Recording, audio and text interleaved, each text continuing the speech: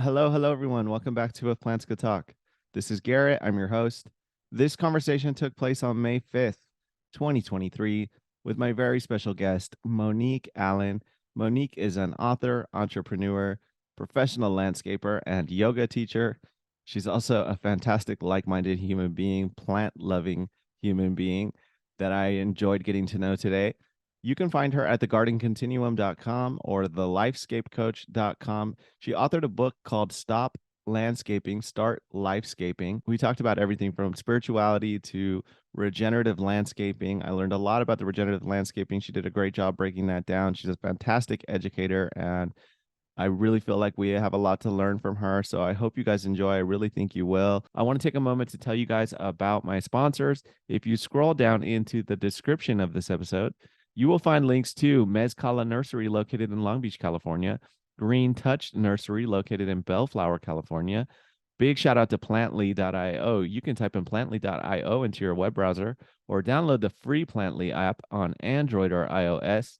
If you are interested in becoming a vendor, I have provided a link for you to do so down in the description of this episode. Real Mushrooms is a mushroom supplement company offering hot water extracts in both powder and capsule form. I have provided links to articles outlining all the wonderful health benefits of these mushrooms. If you're interested in making a purchase, you can use code IFPlantsCouldTalk at checkout or use the link in the description of this episode and you will get 10% off all future orders. Also, be sure to check out the 25% off your first order. There is a special where you can use my link, but you'll get 25% off your first order. If you sign up with Real Mushrooms. So I hope you guys enjoy. Here is Monique. Monique Allen, welcome to If Plants Could Talk. Garrett, I am so happy to be here. I'm Feels like happy it's to be been a here bit of a too. journey, right? A journey to get here. Yeah, we had to overcome some obstacles on my part, but I told you the suspense was killing me, so it's good. Now we're here. And I had more time to do a little bit of research too and get a little more familiar with your work. So I'm really excited to have you here. I think we're both very like-minded and on a similar path. So, and I have a lot to learn from you and my Aw, listeners as well. So awesome. Awesome. Well, I'm really happy to be here. I love what you're doing. I've been listening to lots of the episodes and it's been really cool to watch how you've been able to like just pull out like the real person. Like you have a gift for getting like the real talk going. So yeah, thank good you very job. much. I Yeah. appreciate that. So for my listeners that might not be familiar with you, can you tell me a little bit about yourself, what you do, and some of the credentials behind the work that you're doing too? Absolutely. So Monique Allen, I own a company called the Garden Continuum. I founded the company in the year 2000. My company is located in Massachusetts and we do design build, landscape design build and fine gardening. The undercurrent of that work is all regenerative, sustainable landscape. So we are quite different from the landscape industry. And I started in the industry in 1986. I was just around 18, 19 years old, just turning 19, I guess, that fall. I started in the late spring. And it was like a dumb luck thing, right? I was in college. I had no idea what I wanted to do. I was definitely feeling pretty lost. Mm. And a friend of mine was like, hey, you're strong. Why don't you come out and work with us this weekend? We're mulching. Mm. Yeah. And I'm like, you're what? Like, you're doing what? What are you asking me to do? And it's kind of like, tasting chocolate for the first time. Like I promise I didn't taste the mulch, but the smell of it, the feel of it, the heat of it, like being in my hands, working my body, sweating, being out in the fresh air. It was amazing for me. I didn't even know this existed, except as a kid, we used to go up to my parents' farm, my grandparents, excuse me. They had a big tract of land in the Allegheny Mountains. And I loved it there. I Mm. loved it. They weren't actively farming. They were just up in the land. I think they thought that, as they were older, they would end up farming. My uncle owns the land now. Mm. And I always loved it. And I never put together owning land and like working the land. I never really put it together because nobody in my family was doing it. So when I was out there, it was like I came alive. I touched the plants, I touched the earth, I touched the mulch. And it was like it went right up through me and I couldn't get enough. And so that was the beginning as a teenager. And then I just kept following the threads. I got an associate's degree in business management. That was just a dumb degree. I didn't know what I was doing. It was just to maybe keep me off the streets, right? But then that's where I learned how to landscape. So when I transferred, I went to Northeastern University and I got a degree in entrepreneurship because I thought, okay, people get self-employed doing this. And my father was self-employed, so it didn't seem like a weird thing. And then just before I finished, I was actively working because Northeastern has co-ops, where you go to school part of the time and you work part of the time. Okay. And my mentor at the time mentioned a graduate program that I could do. So I overlapped and started doing the graduate program toward the end of my senior year. And I ended up getting a graduate certificate in landscape design. And that was the beginning, right? So it just kept steamrolling from there. And I started my corporation and I started a company, did that for 9 years. And then I turned it into a corporation because I got really strategic. I got to a point where I was like, okay, how do I build this? And so now we're a multi-million-dollar company, award-winning. We've got 25 employees. And I've been doing it for almost 4 decades. Wow, that's amazing. Yeah. Now, was it like an academic mentor that you had, or did you have any mentors along the way, continued? Yeah, I've had post-school? several. So this was not an academic mentor. So I did this little landscaping gig where I was, mulching and doing very basic landscape things. And I told my mother that I was just like, I was in heaven. I'm a, youth trauma survivor. So abuse in my family. And so I had a kind of wonky nervous system from fear. And so landscaping actually is an amazing working the land, working with plants, this. Yeah. It just calms the nervous system. So my mother saw that I was sort of coming down from this, I was a kid who had a lot of rage. And so she told a couple of friends, and an architect was working with a landscape designer, and that's who I ended up landing with. And for 2 years, I worked with her. She's about maybe 13 years older than me. And she was a mentor in that she taught me about plants. She taught me how to see nature. She would kind of anthropomorphize plants.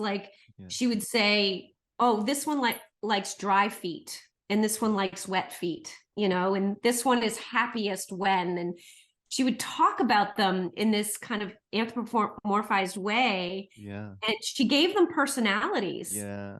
And it was easy to fall in love with them. And I learned a lot of plants from her. And I also learned a lot of what not to do. She's still a dear friend to this day. Not the best business person. And she would say it herself, but like a gifted designer, a gifted plants woman. And so I ended up going my own way because I was really going after the business, but she taught me to love plants. I feel like architecture, when it comes to landscaping plants, would kind of be parallel, right? Would it be, you could have learned some really useful ways in how to design your landscape? Yes, I would say that because I'm academically trained as a designer, and I've done a lot of work with more amateur designers and then also landscape architects. I would say that the amateur designers I know, they tend to design from feel, like like how it feels, which is really good because that's the end goal. The end goal is that you're trying to evoke a certain feeling or vibration from people being in these landscapes, and then obviously do really good nature benefits, right? Landscape designers do it beyond feel. They also do it really strategically. They actually know like the layers of design and what you look at first, second, and third, how to look at infrastructure, structure, and then enhancements in a certain pattern or certain way. I find landscape architects tend to be very structural. So if you just take architecture and then you make it a little greener, That's landscape architecture. And I find that there isn't a very strong connection in landscape architecture with plants. Their plant palettes tend to be smaller, thinner plant palettes. They're looking for en masse and repeatability and all of that, which is fine. But I find that garden designers, academically trained garden designers, tend to have really broad palettes. Yeah. And it's nice when you're trying to build diversity and eco-resilience, and definitely nice when you're trying to apply regenerative practice. Okay. So they all sort of have their niche. Yeah. Yeah, I could see how the landscape architecture won't feel as natural or as organic, and how the people coming from the gardening background have that stronger connection from plants and more artistic, perhaps. Right. Yeah. Yeah, for sure. And they're all valuable, right? Because if you're a landscape architect and you're doing something more urban, you've got like safety and security is front and center. Right. And like for an area like mine, we have to think about drainage, we have to think about snow loads, and there's like all these things that have to be considered that take a little of the horticultural sexy out of it, Whereas when you're doing residential, you need all those things, but you only need them in small measure. And then you can sort of deal into sort of the juicier horticultural aspects that are just a little bit more fun and yummy. So regenerative gardening, or regenerative landscaping rather, can you put that in layman's terms and describe like what are some of the ins and outs of that? I'm not sure I completely understand it. Okay, so nature on its own is both generative and regenerative. So generative just basically means that, where it's growing, right? It's going from the seed to germination to, sort of the juvenile to grown up to mature, right? So it's following this line of succession, which is natural from seed to old forest. Mm-hmm.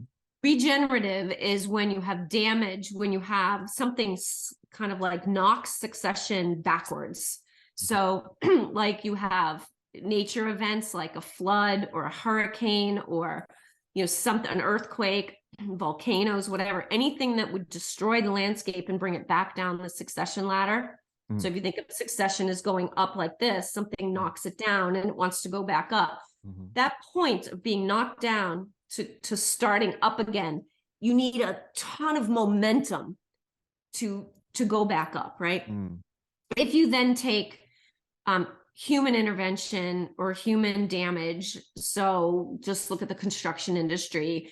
I clear cut 60 acres of forest, and I put up a subdivision of 150 houses, right? And roads and sewer systems and lighting and all of that. Each one of those houses has a yard. Each one of those yards is going to be degraded beyond belief. It's going to be driven over, compacted. The soil is probably very damaged. And so what happens is landscapers come in and they're asked to make things grow on this really damaged land. And so regenerative practice is going to start at the soil, and it's going to start by trying to rebuild the organic layer, rebuild the biological layer, the whole soil food web, begin to rebuild that, alleviate compaction, and then ideally draw back in the wildlife, right? So draw back in, if nothing else, just the pollinators. Well, you've driven around subdivisions, I'm sure, and you see these, what I call deadscapes. Like they're plants that are shoved in the ground, sheared into squares and balls, trees that are half dead. And that's because those landscapes, these plants are actually injected into the land, but that land has nothing to hold them. So regenerative practice says that the only way you're going to create an environment is to start with the soil. And a good way to think about it is think about human health. In order to have a really healthy human, we need a really strong gut. We need to be able to digest food and eliminate waste. Those are the two main things, because that's where all of our resources come. Plants don't have a gut. They have soil. Soil is the functional digestive tract for all plants. So we start all regenerative processes by healing the soil. We generally start all human regeneration by healing the gut. Yeah. So the correlation is really beautiful, and it takes patience, right? It's a long game. You don't go in there on Tuesday and come out on Friday and everything's all fine. Right. Well, that was a Does that make sense? fantastic Did I explanation. do Yeah, no, okay? that was fantastic. Thank you. I really appreciate that. So I imagine like creating the right environment for them can be a challenge, and you need like what, like fungus, different types of fungus and nutrients that you have to create to make it a healthy soil. Yeah, so if you think about the succession of soil, when you're at very young soils, it's bacterial. And when Mm, you're at very old soil or old growth, you're high fungal. So mm, you're looking at, 100% bacteria, no fungus, or 100% fungus, no bacteria. That doesn't, we don't really have that. I mean, we mm, never really get to those ends. But meadows, like fields, grasslands, all of that, that's going to be very low, very high bacterial. And then as you move up into the woodier and woodier and woodier plants, you're moving into more and more and more of a fungal soil. And the reason for that is, like the fungal hyphae has to stay untouched, right? You don't want to break all the fungal hyphae. So the really big plants, they're just there. mm. So as a regenerative landscape developer, we have to know what we're going for. So if somebody comes in and clear cuts the woods and pulls all the stumps out and then tries to grow lawn, oftentimes what you'll find is that lawn will be yellowy or peaked, like it won't ever really do that well. It's Mm, because you're trying to grow a lawn in a fungal soil when it wants a higher bacterial soil. mm. So the key is really to understand, like, I know you do a lot with interior plants, and you know a lot about succulents and tropicals and like those kind of plants. Yeah, When you're potting a tropical plant, or let's say a cactus, you're not going to use the same soil strata that you would with a pothos. right. You just know that these plants like different homes. Sure. And so it's the same thing outside, except we can't have as much diversity as you can in the potted environment. We have to have more, not homogeneous is the wrong word, but more stable. Like you can go from more of a bacterial, moderately fungal environment, and then slowly move into woods, and it becomes more fungal as you get into the woods. But it's Mm. over big spans of land. So when you're doing this regenerative landscape, you're designing it to where it will feed itself and create its own nutrients. That's Totally. cool. Yeah. Yeah, because the landscape industry is predicated upon, like, the way the landscape industry financial model is that you are going to be applying certain things every year at the same time of year after year. Yeah. So Fertilizing. that's how you make money, right? So it's first Tuesday in April, gotta fertilize. The third Thursday in April, gotta mulch. And we try to make it happen on a calendar. Hmm. But really, if you were to go into more of a regenerative system, nature is built to be self-sufficient. Yeah. Um, the only thing we have to remember, though, is that the gardens we create are not natural, right? Mm. The gardens we create are natural-like. In Yeah. other words, we're trying to create really nice plant combinations, layouts. We're usually trying to do things that are very nice for human beings to be a part of. Sure. And we like a certain level of safety and view shed. So remember what I said, Mother Nature's trying to just forest everything, especially in New England. That's her goal in an area of the country like New England. Hmm. So if I were to leave it alone and I didn't mow my lawn would get longer and longer, and then it would house like little baby pine trees and little baby oak trees and little baby, and then it would become a forest. So we have to weed, we have to edge, we have to mulch, we have to do these things, not because we're trying to squeeze money out of our clients, but because our clients are actually asking us to make a certain environment outside. Yeah. And we want that environment to be as self-sufficient as possible so that we can use the lowest amount of inputs possible. But there's no such thing as no maintenance, not in the constructed world, not in the ornamental landscape world, because Sure. most people don't want to let it turn into a forest. Yeah. I mean, I'm just saying.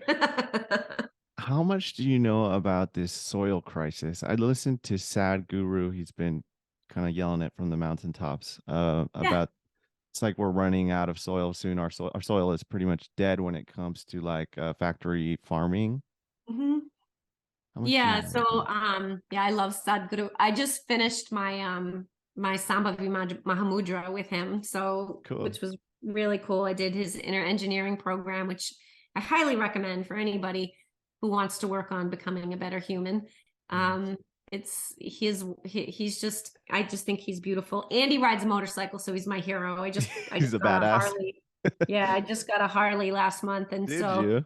yes, and I'm like, okay, that's it. Sadhguru rides a bike. I can ride I'm a bike. getting a I'm doing bike. this. So, um, but yeah. That's So funny. the soil crisis is real, Uh-huh. and basically what's happening is we're losing our O horizon, Mm, and the O horizon is the organic layer. So you have the O horizon, then A, B, C. It goes down. And when we strip farm, like when we're just doing this monoculture agriculture that also has Roundup ready crops, and then constantly putting Roundup on the corn and the soy and all these other things. What we're doing is literally murdering the biology in the soil. mm, And you got to think about biology like not to be gross, but the biology is eating and pooping, right? It's just it's mhm, just it's coming in and it's going out, and what's going out is sticky, and the sticky is what keeps it together, mm, and the sticky from one biological organism is the food for another biological organism. mhm, So it's this beautiful web. Elaine Ingham has done amazing work illustrating the soil food web, and there's a great book, Teeming with Microbes, by Jeff Lowenfels, and she does the forward. And it really is about how there is more life under your feet in healthy soil than there is anywhere else on the planet, the mm, ocean included. When we do this kind of farming, we're murdering, generations of biology. And so without that biology, if there's major rain events, that soil can't hold water. So that's why you have mudslides. And if there's no water, that's why you have dust storms. mm, Um, and so there are so many huge tracts of land that are being farmed in this way, and huge tracts of lands that have been abandoned that had been farmed that way. yeah, And so, what I'm doing is little tiny work, right? Like I'm one person who does a few hundred homes, and there's only so much effect, which was why I wrote the book, right? It's why I wrote the book. It's why I'm on the podcast, because just like Sadhguru on micro level, the idea is to get the word out that everybody can do better by the choices they make in their own yard. And if we just do it one yard at a time, we will begin to rebuild the soil. yeah. Well, we start by educating people. I'm becoming enlightened to a lot of this stuff too. I'm really more of just like a hobbyist, but I want to transition into growing food, and we're trying to get chickens and stuff like that. I know there's this big movement right now of people kind of turning back to the land and going back to old ways, and it's like lost knowledge. It's a big disconnect there. I didn't learn any of these things growing up. Maybe we had like a tomato garden, or we grew just a little bit of veggies here and there, but yeah, it's exciting. I like to see it. It makes me happy. Yeah, it's I think it's in our DNA, Yeah, like I don't think that, primal. yeah, it's primal. I think Yeah, it's in there, like and it the time in history is so short where we've been separated from it. sure. Yeah. So if we can get back to it, and I love the fact that the younger generations are getting back into it. Yeah. They're less, I'm like the first Gen Z, Hmm. so I'm I'm baby boomer adjacent. Yeah. Um, and so, you know, I have some mindset things, you know, which probably make me a good business owner. Sure. Um, you know, Yeah. but I think that the values that I've brought forward is, you know, in business building, um, it's like for me, having a business that isn't triple bottom line focused is missing the boat, right? So I feel like all businesses should be triple bottom line, which means first and foremost, what they do is good for the planet or neutral. It can't be bad Mm, for the planet. yeah. Second, it has to be good for the people or neutral, you Mm, know, and then you want good profits and you can be neutral because you could be a nonprofit. sure. So that takes a lot of work because it means that every time you see something wildly profitable that you can do, you've got to look at it through the lens of the other two to make Mm, sure that it doesn't have a negative impact. And that's what our big corporations are not doing. yeah. And that's why we're in crisis. Right. Yeah. Well, I'd like to rewind a little bit and to how you started this business. Where did your connection with plants first begin? Hmm. Was it So the my mentor farmland? was great. Yeah. She really got me to start looking at the world through the lens of plants. Mm-hmm. And I remember like some of the first plants I bought an ornamental grass. I'll never forget it. Mm, Miscanthus sinensis sabrinus. And it was called zebra grass. And I just thought it was the most exciting thing ever, you know? mm-hmm. Um, and then the next thing I got was a rose and a peony. And I just started to kind of fall in love with just with the splendor of these plants and how different they were. Mm, Um, and I worked with her for about 2 years, then I freelanced for about 2 or 3 years, and then I was in a really, really bad car accident. mm, Very lucky that I walked away from it. And I was laid up uh and for a little bit. And I had a moment, you know, it's like that, you know, that verse in Psalms that says, you know, be still and know. I love the I think the Psalms. verse is like, be still and know God, right? But for me, and it's like I have it on my bracelet, you know, be still and know. Yes. And it forced me to be still. And because I was still, I thought, I love doing this. I really love doing this. Like, I don't want to do anything else but have my hands in the soil and play with plants. Mm, And so I dove in. I started a company called Second Nature. It was just a sole proprietorship. It was just me. And I got the name from one of Michael Pollan's books. mm-hmm. So he wrote The Botany of Desire, which is an amazing, amazing book. A beautiful movie. They made it into a movie. Do you know that one? The I'm Botany of familiar with Michael Pollan, but more in his like psychedelic stuff. Yeah, I so read, his most recent work is the yeah, psilocybin. and Yeah. his food stuff that he did, that documentary about the factory farming, and That was the omnivore's dilemma, right? I I think think so. Yeah. something like that. Yeah. Well, so early on, before he wrote a book called Second Nature, Uh-huh. which was about nature, and then he wrote a book called The Botany of Desire, which you would Hmm. probably love. I bet your listeners would love it, Yeah.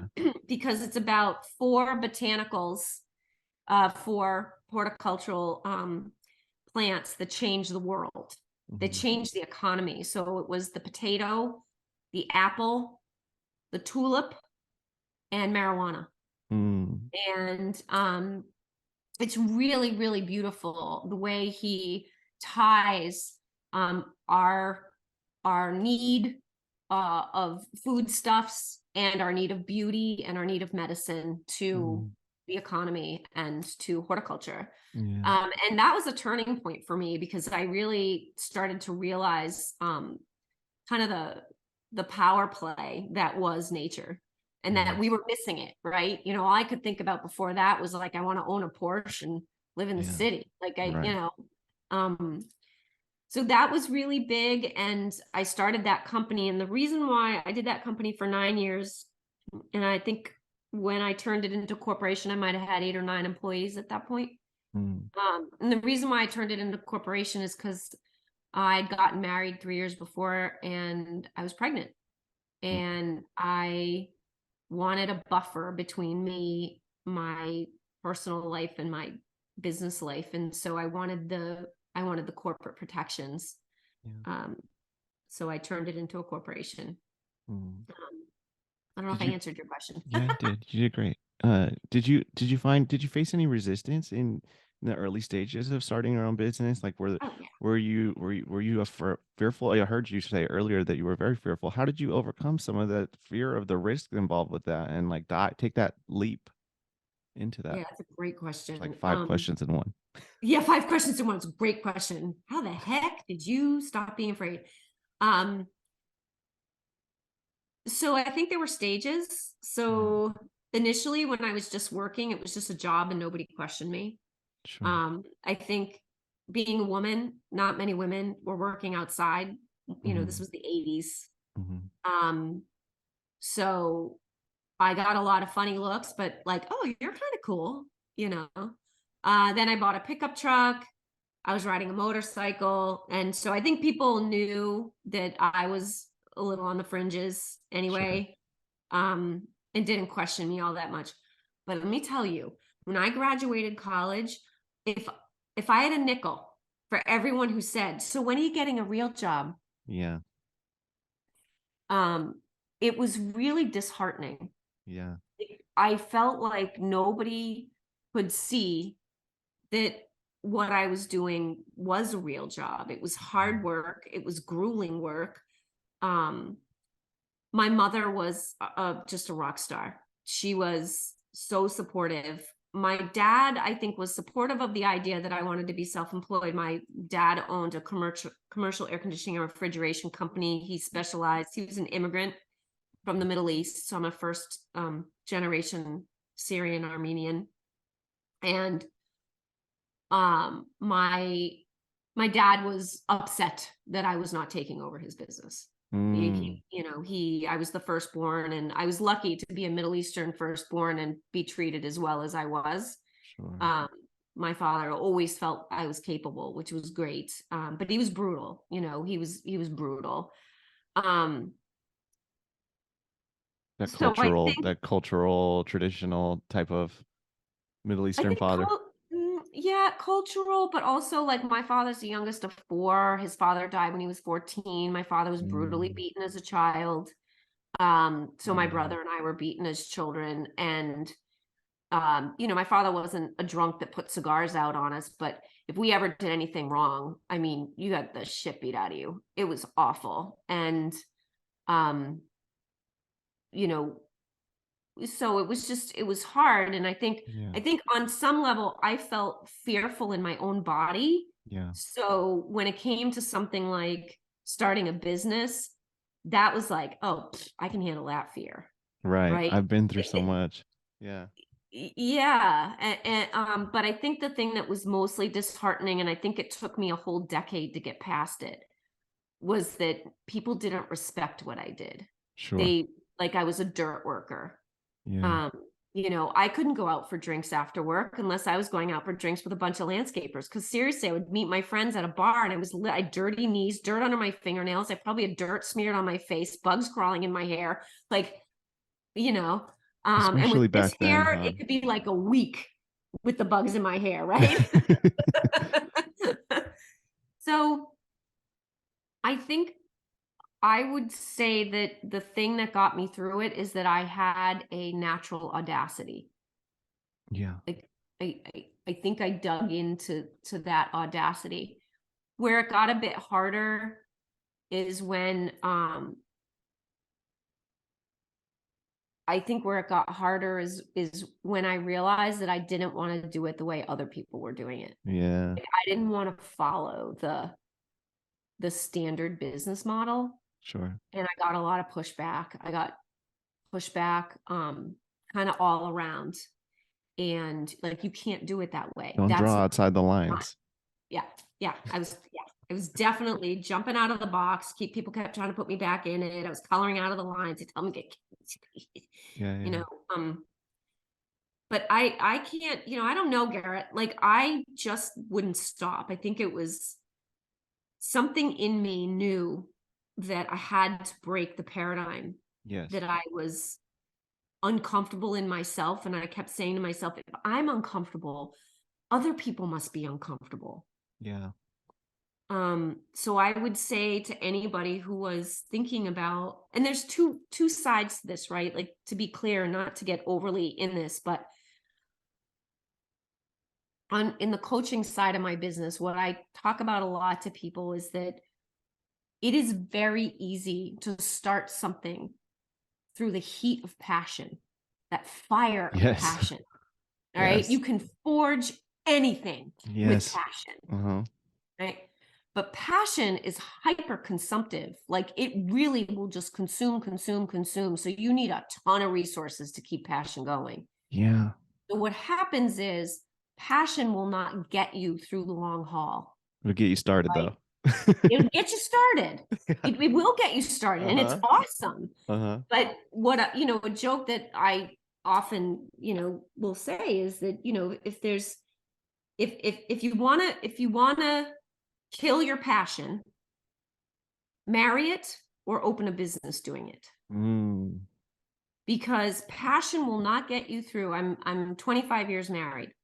Passion will not get you to 25 years, and it will not get you to, what am I, 38 in the business. Yeah.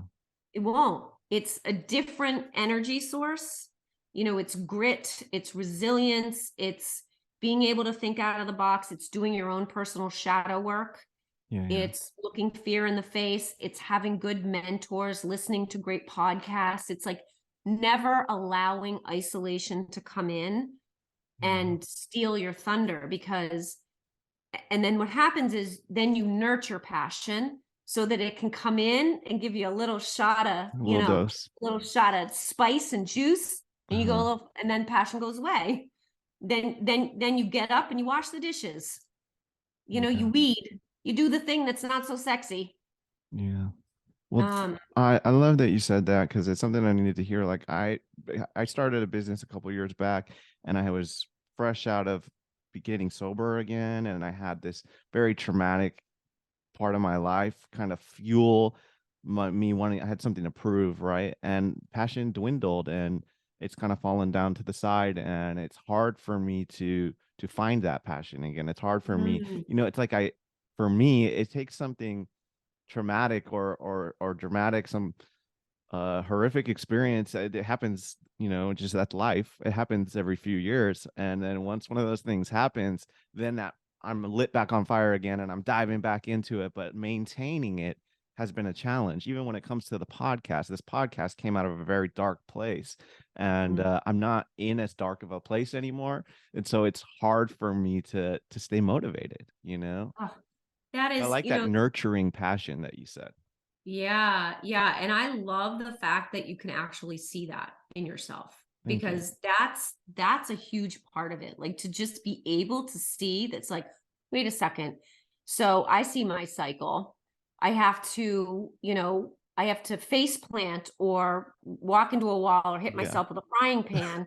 Oh, now I can feel, oh, Yes. there's the passion. And Uh-huh. then, and so I think, so I know for me, because I came out of a traumatic childhood environment, I continued to recreate the trauma as I Yes. was growing up. So Yeah. I recreated the trauma in my 20s, then I recreated the trauma in my 30s. Mm-hmm. It wasn't until I was probably in my, well, I had my second child. So I had my second child at 36. And I don't think it was till I was roughly 40 that I started to actually realize that I was playing a kind of a crazy pattern over and over again. Mm-hmm. So the fact that you're seeing it now, it's like earlier than I was seeing it. Sure. Um, but I think that there's a couple of things that people can tap into. So first is being able to identify the fact that your passion is ignited through pain or some kind of a trauma. Yeah. Um, and then the next is really to notice where you start to flatline a little. Like, what is the resistance? Like, what's the resistance that you're noticing? What is it that you're resisting?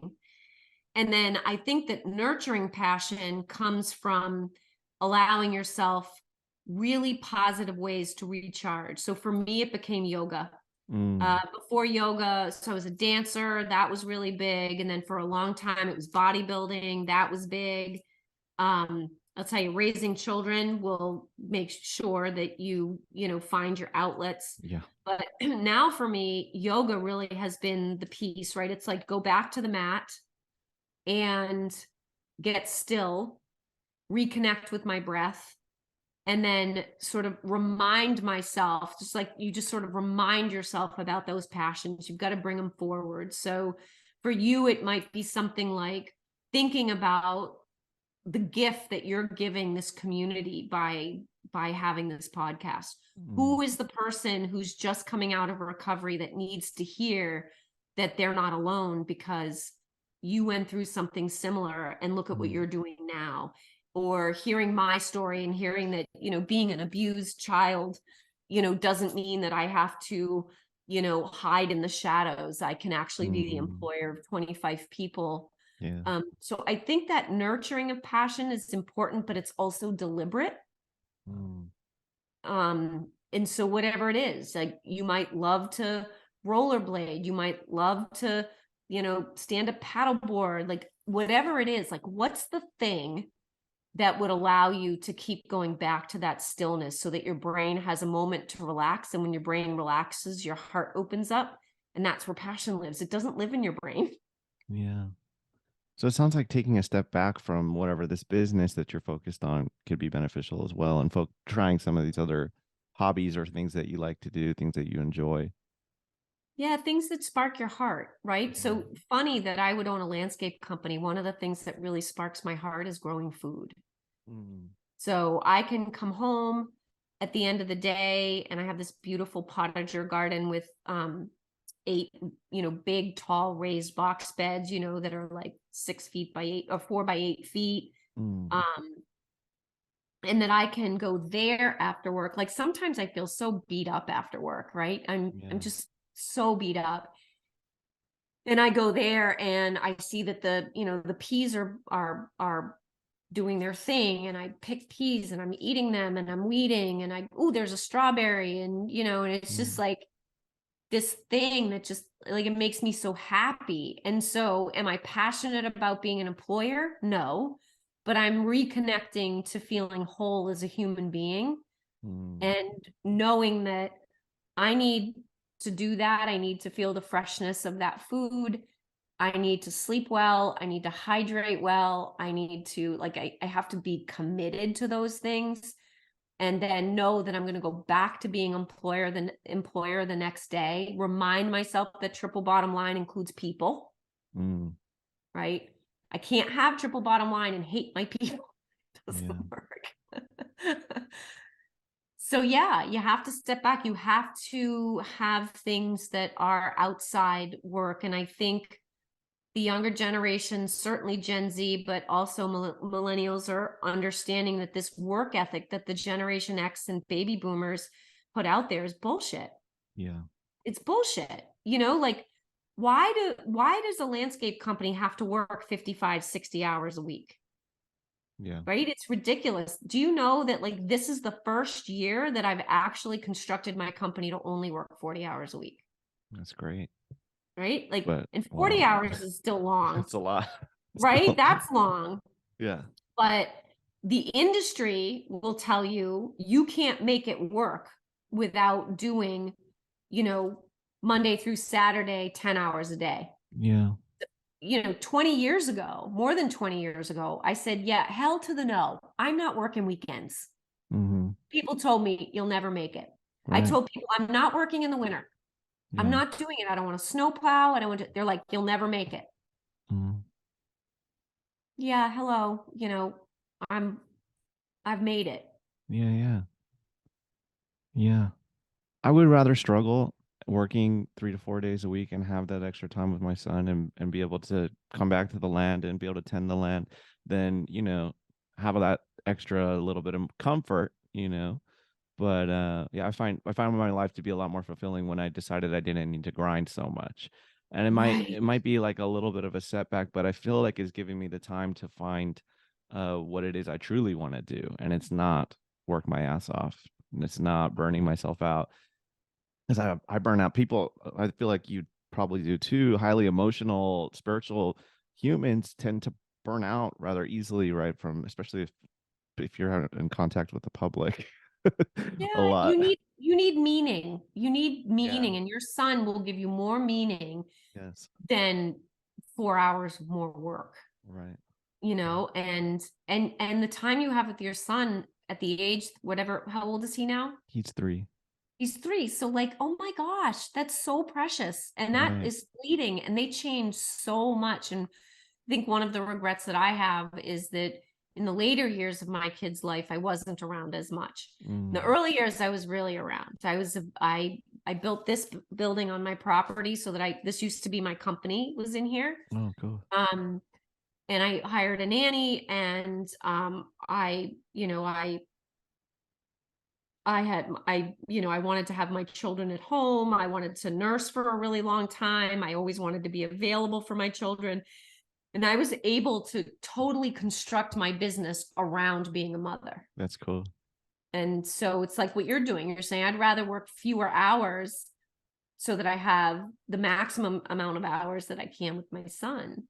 Yeah. And, the business coach in me would say, all right, so if you say you only want to work 3 days a week, then how do we maximize your revenue in that 3 days a week? So Right. what I would do is I would go and I would do a forensic look at your business, and I would say, okay, based on what it is you're doing, the values you have within your business and the value that you give to your clientele, how do we maximize that so that we can have you create more revenue in that period of time? And I will tell you every time, I can't even say 9 times out of 10, I will tell you 10 times out of 10, you can make more money with that same time just by tightening up systems and clearing up like what it is you do, what's the value, and really setting that really strongly so that you feel sovereign and like you have really strong agency, and then you make more money in the same amount of time. Sure. Well, For I feel like sure. limiting distractions, especially for my generation, our generation too, is like these cell phones are a huge problem. They're a huge problem for me and for a lot of people I know. Yeah. It's a distraction, the social media, and I utilize social media to promote the podcast, to promote the business and stuff like that. But to some degree, it's very intrusive, and I've had to like really look at that and how I utilize my time. Because yeah, I feel like there were periods of time where I certainly could have been grinding more and had more earnings had I been more focused. And it's Mm. hard. It's addictive. Yeah. It's funny because I didn't grow up with cell phones, so Right. I don't have the same sense, but I will say that I know that my productivity, like the way the human brain works, we're not able, so grinding isn't good, right? Because think Sure. about grinding gears, right? You wear them out. Yeah. So you might have certain times of the day where you're productive, or certain um, spans of time where you're productive. So most people can be highly productive in 30, 60, or 90 minutes. But as you go past 90 minutes, your productivity is going to start to drop off. Mm. So the saying is like for every 8-hour day, maybe you get 5 hours of work. Yeah. So if you could break up especially if you're self-employed and you don't have employees and you don't have like a very structured environment, could you figure out ways where instead of working 3 days a week, you might work 7 days a week, Right. but you work in 90-minute stretches In those peak hours. in those peak hours, and Yeah. you end up doing 90 minutes every day from 9 to 11:30 because you like kick ass during that time. Yeah. And then on Tuesdays, Wednesdays, and Thursdays, you do like a 12:30 to 2, and then 2 days a week, whatever day it is, you do a 5:30 to 7 because it just works for you. Yeah. And you time block your calendar. And this is so weird, right? Because this is not how we work. We work 9 to 5. Right. And then what you find is you don't have distractions, because if you feel like doing Candy Crush for a half an hour, you can, not during your 90-minute work block. Yeah. Totally. That's very helpful. I like that. Thank you. And you just play, right? You've got to play with it. You've got to give Right. yourself Get to the know freedom. yourself or what works best for you. Totally. Everyone's is going to be different. Right. Yeah. Yep. Cool. So tell me about this book. Stop landscaping and start lifescaping. Yeah. Let's hear about it. Okay. So, I started my business during a recession, and then I lived through the Great Recession. The business made it through. Mm, And after the Great Recession, my business dropped by like 40%. mm, And I was really surprised by that. And I didn't understand why it happened. Like, how did I not know that this was going to happen? And so I had to rebuild my business. I had to figure out how to rebuild my business. And I didn't want to rebuild it the same way. I didn't like the life I was living, and I wanted to create more of a lifestyle business. And so I was seeing two things in my field that I hated. One was, you and I don't know if we were on air when we talked about this, we might have talked about it before, but deadscaping, mm. where there's all these like dead plants everywhere. Or it's just like not thriving, doesn't feel vibrant.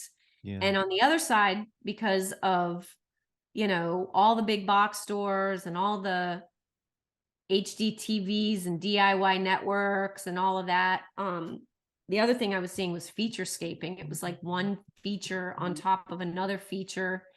And it was, I just hated it. And I thought that, gosh, there's got to be another way. And lifescaping just came to me. And I don't think I made up the term. I think there's companies called that. There's probably a nutritional supplement called that or whatever. Sure. But lifescaping was like, oh, well, let's think about life at the center. Mm, And then I needed to, so I changed so my company is the Garden Continuum. mm-hmm. And I always say that continuum is very much what goes around comes around, right? It's Mm, just going around and going around. And the byline was landscapes for all seasons. And so I changed it to lifescapes for all seasons. And then we put little stickers on the vehicles that say, treat yourself to a life-changing landscape. Right? mm, And so I basically, because I landscape obviously every day, but the idea was to look at why we're doing what we're doing, to think about everything we're doing based on systems and not products. And if we were going to be thinking about it from a systemic standpoint, then we had to think about, okay, well, how would any project start? How would any business start? How would any life start? Well, it starts with a dream. And so I go through this dream sequence. How do you tap into dreams? From dreams, how do you tap into vision? From vision, how do you tap into plan? From plan, how do you tap into design? Then once you've designed, how do you estimate? And then once you estimate, how do you build? And then once you've built something, how do you take care of it? So I basically just went through the life cycle of landscape development. Yeah. And talked through my method, and the Lifescape method was born. And then realized that this was the exact same way you build a business, and it's the exact same way you build a life. And that's Yeah. how the Lifescape Coach was born. And so really it's like, what is your dream? Like, what's fueling your dream? What's that passion? And then working that dream into vision. You're sort of manifesting it. It's like a manual for manifesting. Like, you pull it from the dream down into the vision. It gets a little bit more concrete, down into a plan. It's a little bit stronger, into a full-blown design, into a build strategy, and then you build it, right? So this is how we manifest something out of our imagination. Yes. I love that. So you were able to apply what you saw in creating your business, and at the same time you were building your life. What Yeah. does that sound accurate? Totally. So what I in hindsight, I Right. realized that what I had done was lifescaped my life. Right. Through I landscaping. Through landscaping, right? Through landscaping. I built a lifestyle business. I live on 2.5 acres. Mhm. I had my whole company here today. and I did a training with them, Cinco de Mayo. So, we have to play on Cinco de Mayo.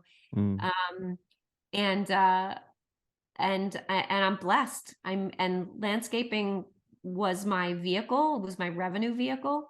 yeah. So anybody who is dreaming about working the land in some way, shape, or form, just work your dream, like work your dream through to the vision, through to the plan, through to the design, through, like, you have to do the work to pull it out of that soup of the dream so that it Yeah. becomes manifest. True for a business, true for a life, for a family, Yeah. true for a garden. Yeah, I heard you say like a lot of people are waiting on a miracle when I listened to something along those lines. One of the other episodes you were on, and Yep. I feel like that rings true. A lot of us just get caught up in the dream and the idea, and then we don't want to do the work, pull the trigger to make it happen. And Yep. that's kind of where I get stuck, is somewhere in that dreamland. And then Yeah. I just want it to happen, because sometimes it does. Sometimes things do just happen, Yep. and it works out, right? But still maintaining it is probably similar, as the path. Like if it happened before you had really done the work, then you still have to do that work in order to maintain it, right? Absolutely. And you had asked me before about, like, is there a spiritual thread in there? And Yeah. I'm teaching yoga now, but I was studying really intently. Started about 5 years ago, but I had been doing yoga my whole life because my mother was a yogi, Mm, and she was an Ayurvedic practitioner before she passed. But this idea of creation, we talk a lot about creation energy. We love creation energy, right? We love the creation story. We love all the influencers on Instagram, and how to make $1 million in a weekend. And it's like, it's all this creation, creation, creation, and it's all up here. But there are two other aspects to that truth. So there's creation, there's sustaining. So it's creation energy, then there's sustaining energy, mm, and then there's destruction energy. We mm, hate destruction. We hate it. We don't want to talk about that. We never want to talk about death. yeah. We don't want to talk about, we hate it when we hear about cutting down trees, or, it's like we're afraid of destruction. Sure. We have to equally honor each one of these energies. So creation energy is fabulous, but creation energy alone actually consumes all the resources, because creation energy is very, very hot fire. Mm, We have to cultivate the sustaining energy, and we have to know when it's time to destroy, when mm, it's time to be finished.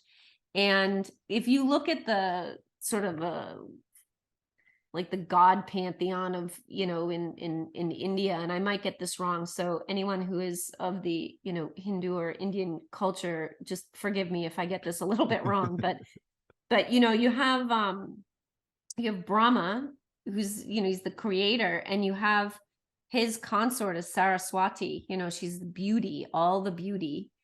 And creation and beauty, it makes sense, right? They go together.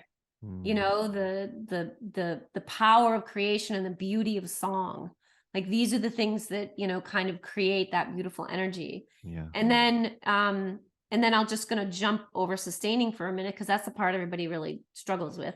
Sure. If you go to destruction, you have Shiva and Shakti, Hmm. right? So that, you see that a lot, like on Instagram, like a lot of yogis love to talk about Shiva and Shakti. So Shiva's the male consciousness energy, and Shakti is, dancing on him. But, there's a lot of destruction and power, kind of going on in there. Yeah.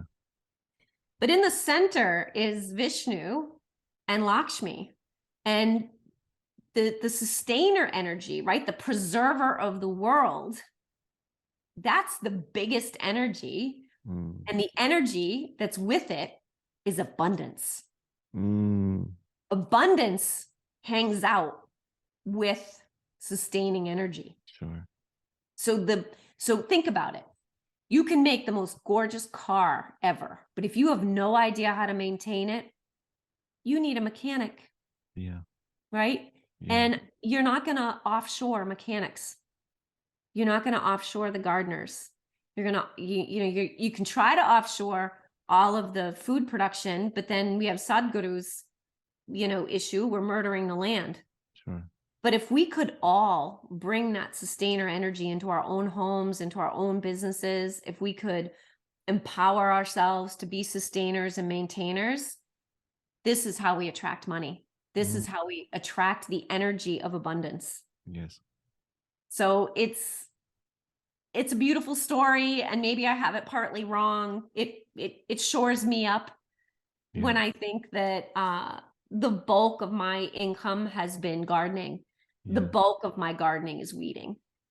That's beautiful. The abundance mindset is great. And it's something I try to focus on. And I love that you brought up Shiva. I love that you brought up the Psalms earlier. Like I have a book of Psalms that I will, and it has like somebody broke down the Psalms and described 300 ways you can utilize the Psalms in your life. Right. And so I believe strongly in using candles as part of an altar as part of my spiritual practice. And so I'm writing down verses of the Psalms and putting them coordinated with certain colors of candles and trying to get things like money and abundance and all these different things that I'm struggling with, what have you. But and then Shiva has also been a big part of my spiritual journey too, because I saw her in two different spiritual journeys with medicine.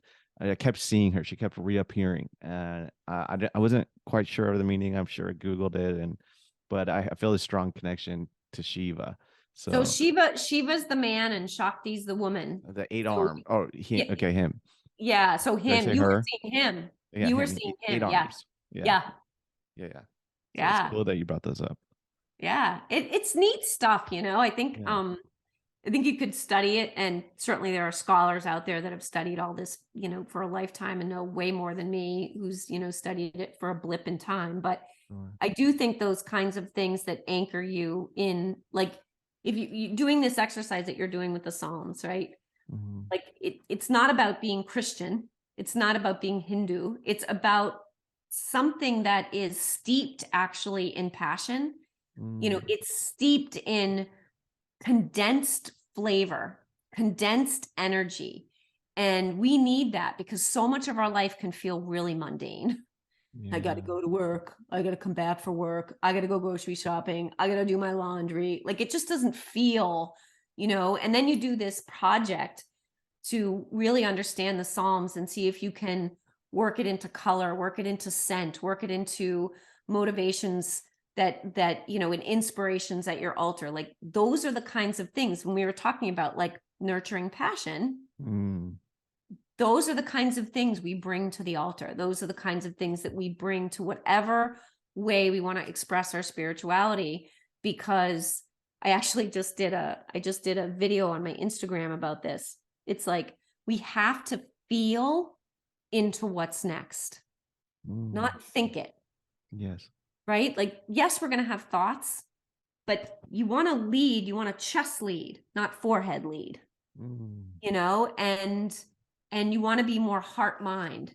Yeah. And if we can get into our hearts and we can really start to feel, then we're able to break the blocks that make us feel dead. So we're not feeling passion, or break through the blocks that make us feel a little devoid of will. Yeah. But it takes practice. Yeah, you're right. I feel like that is hard work. Is when I'm reading the Psalms and when I'm reciting them out loud, when I find a verse that I like, I'm feeling it, and then it's a lot of it's like spoken in the present tense. Like that it'll say like, whatever he doeth shall prosper. I guess that's kind of in the future tense, but he's like a tree planted by the rivers of water. I just love that it's like when I try to manifest something, I speak on it or I write on it as if it's already happening and in the present. And yeah, you really can feel that in your heart when you're focused on that kind of energy. That's been really helpful for me. It's a relatively new thing. In the last couple of years, I've been more exploring into those kinds of things. I love that. I love that. I have just started doing yoga nidra. I'm actually finally starting to teach it. Have you heard of yoga nidra? Not familiar. So it's really cool. So in yoga, when you're doing yoga asanas or like postures, you generally start with like a breathing exercise and maybe a chant or something. And then you start like in child's pose, or you start like it's kind of like the evolution of a whole lifetime in Mm. one, 90-minute practice or 75-minute practice. So you start in like the child's pose and you build and you get bigger and you build the fire, and then you start to work your way down, and then you end in savasana, which is the corpse pose. Yeah. So you end up, lying on your back like this. Cool. And usually in like gym yoga, you don't have much savasana, maybe 2 minutes. But in yoga nidra, or like I teach a master class, you do the yoga asana to get your blood moving and to get all the angst and everything out of your body. Then you lie down for a half an hour. Whoa. And you are guided through.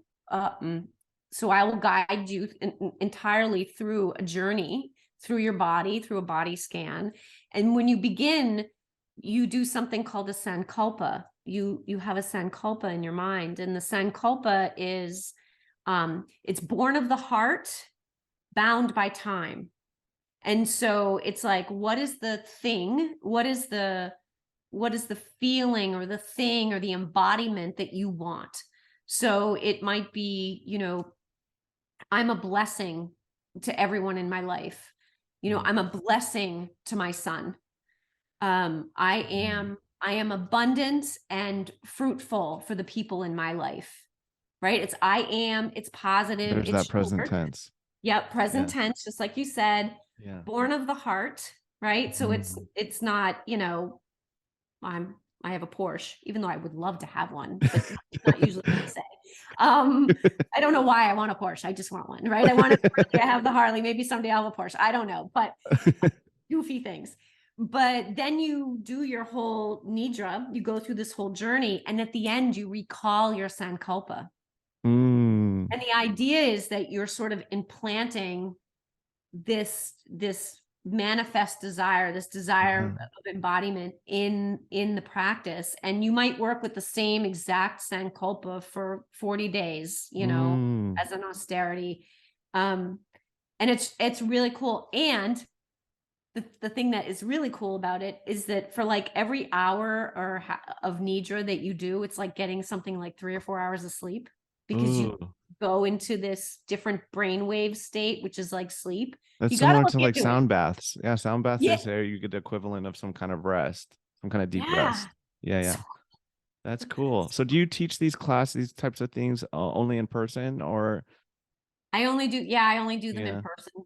Oh, it's probably something that needs to be done in person. You can do it. I mean, if there's like the Mind Body app that I use, and there's many yoga nidra teachers. I think the key with and it's nidra or nidra. I'm not really sure the right way to say it. It might be nidra, but the key for me is like the voice has to like get me. Like if it's a voice that makes me twitch. Yeah. It's not gonna work. Yeah, I struggle with that too sometimes with Yeah. the meditative, whoever's guiding. Right. Yeah. Well, this has been a fantastic conversation. I've really enjoyed it. We flew through. We're like an hour, 12 minutes. And yeah, that's you crazy. killed it. Thank you very much. Thank you so much, Garrett, for having me. I love your podcast. I've enjoyed it. I'm really honored to be a guest. Yeah, I'm glad we finally got to do this. And it's kind of kicking the dust off of me, because I really want to, not just the dust, the rust. I'm trying to really dive back in and do this more consistently. So I'm glad that you were the kind of the kickstart of that. And I love where it. can everyone find you? Yeah, so the best place to find me is either my website, which is the lifescapecoach.com. Okay. Or my Instagram, Monique.Allen. Okay. And both of those will, you won't be able to miss the Garden Continuum. We've got a Garden Continuum website and Instagram. But to find me, the Lifescape Coach and Monique.Allen on Instagram. Great. I will plug both of those in the description. And hopefully we can do this again sometime. I would think it'd be love great. to, Garrett. All right, cool. I would love to. Thank you. Monique Allen, everyone. If you could please like, review, and subscribe to the podcast and hit that share button, we would both appreciate that greatly. Thank you.